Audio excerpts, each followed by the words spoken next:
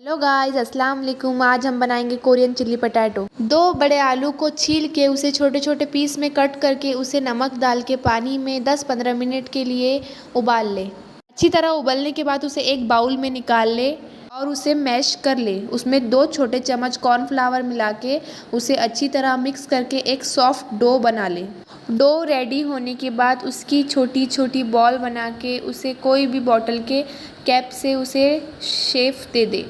Shape देने के बाद इसे हम 4-5 मिनट के लिए गर्म पानी में उबाल लेंगे। उसके बाद में हम इसे उबालने के बाद इसे प्लेट में निकाल ले और 5 मिनट के लिए ठंडे पानी में डाल दे।